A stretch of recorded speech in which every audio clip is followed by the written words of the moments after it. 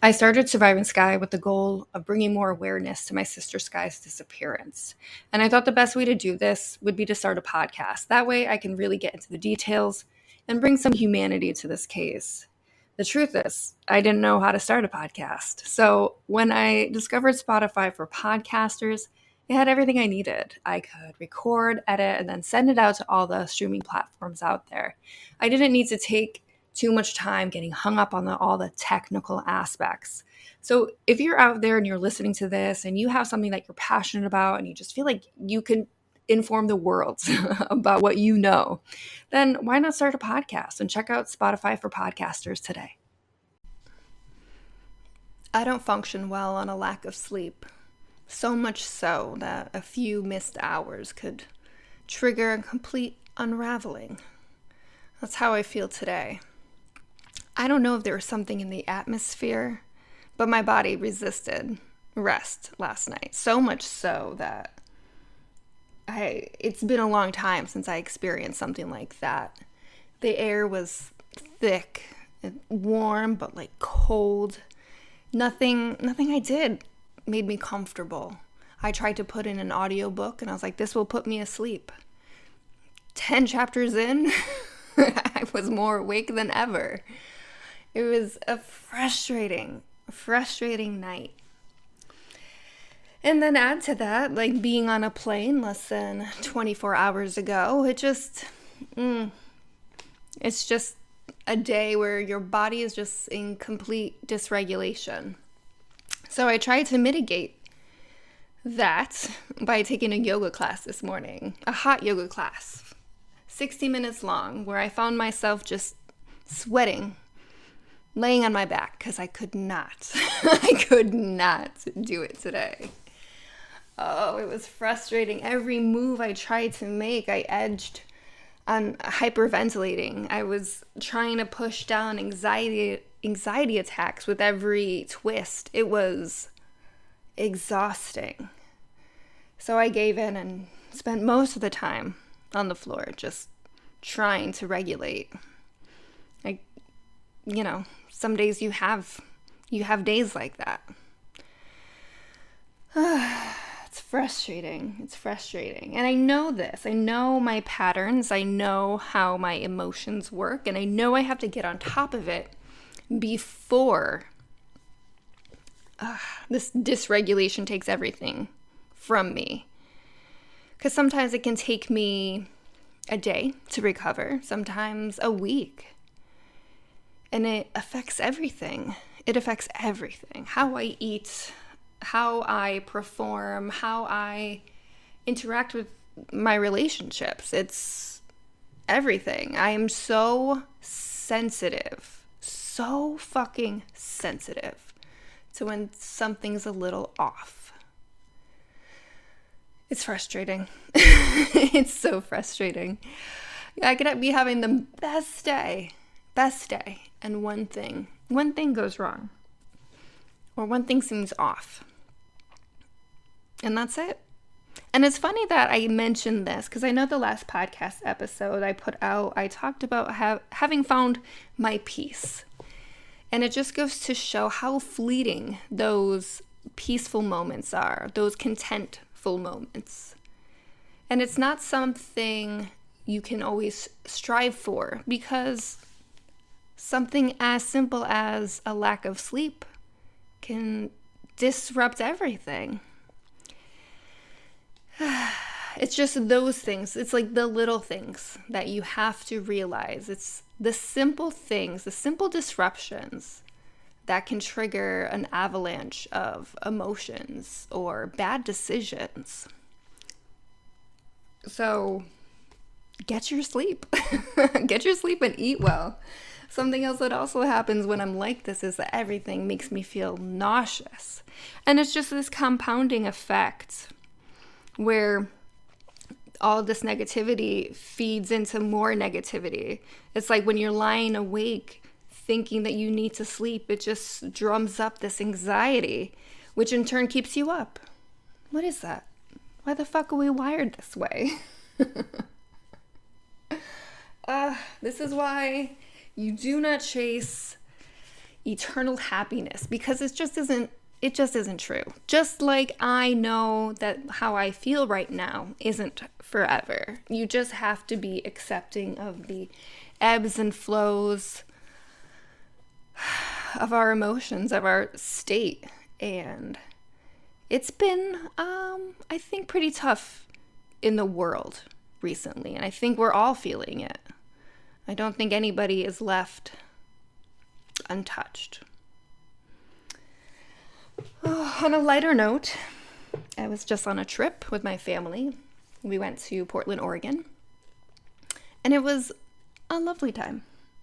A little frustrating at times. Oregon has some weird parking issues. But those are trivial things in the grand scheme of things. But those things, I think, even the small things we need to acknowledge, small things can trigger us. But it was just more of a frustration.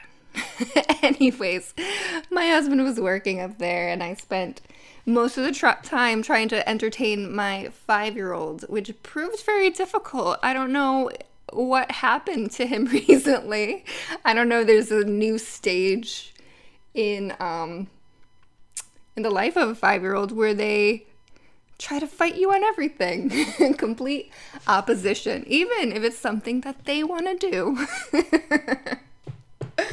It was very frustrating. But still a good time overall. Still a really good time. And that is also why I didn't do a podcast episode last week, because, you have to live your life. And that's what I try to do.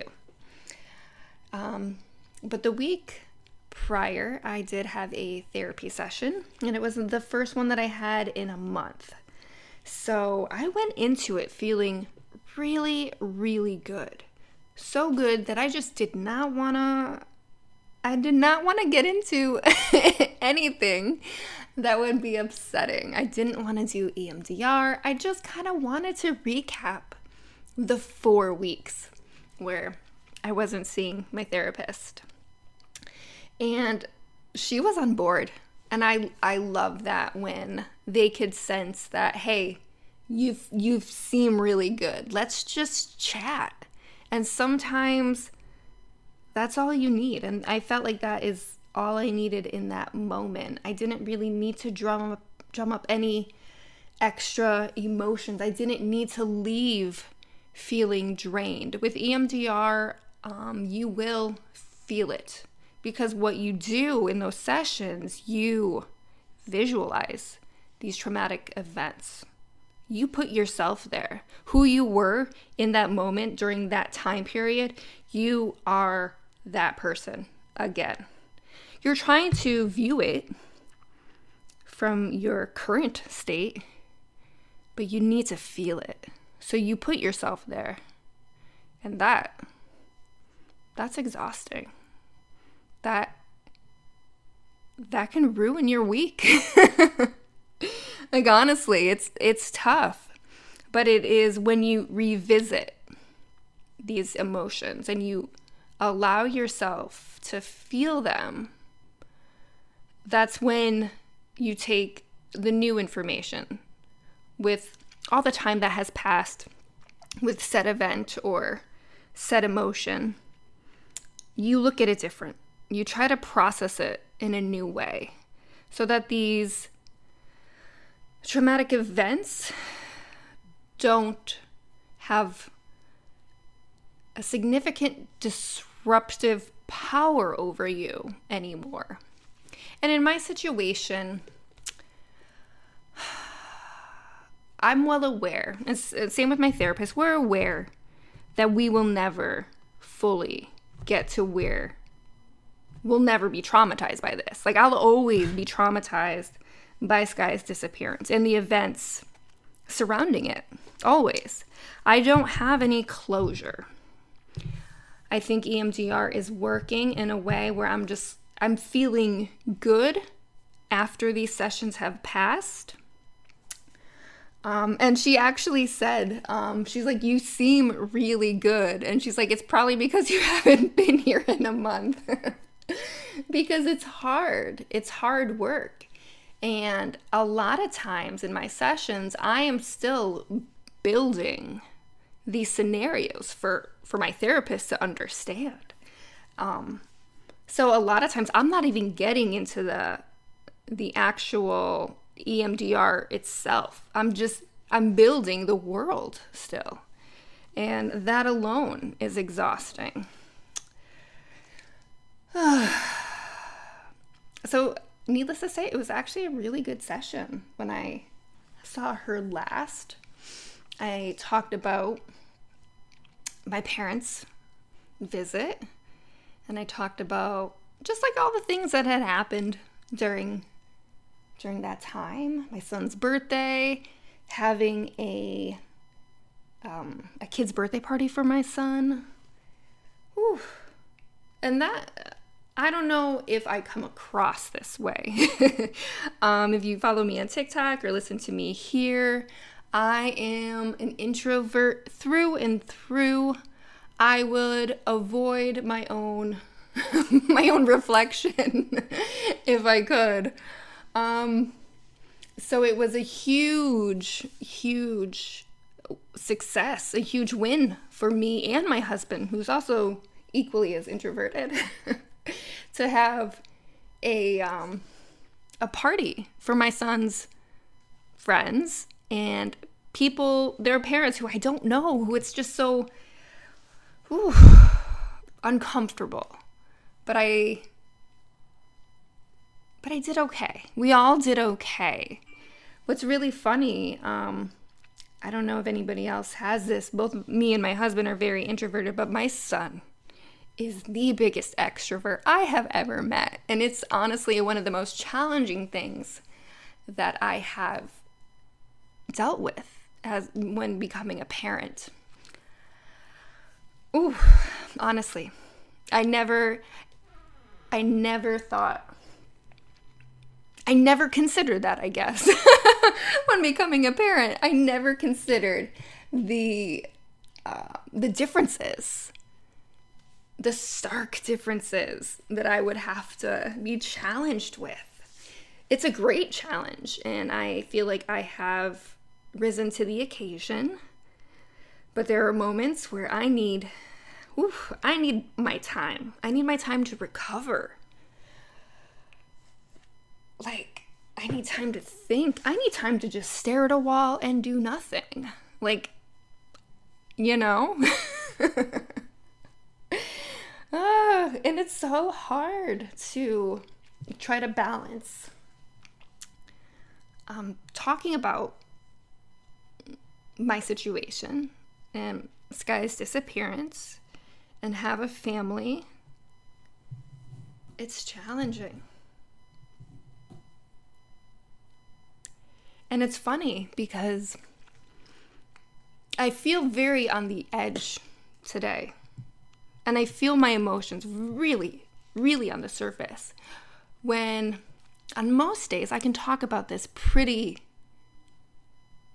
steadily and with confidence. But I hesitate today because, you guys, that disrupted sleep. Whew. Like, I feel it. I don't know how people do it. I mean, we do it. We've all been doing it. We have. Anyways, this is just one day. And it's acknowledging the feelings. It's giving space. It's being kind to yourself. And knowing that tomorrow's going to be a little bit better, you know? I hope we all remember that, right? I'm really just saying that for myself. Until the next session. This has been Therapy Notes, Session 9.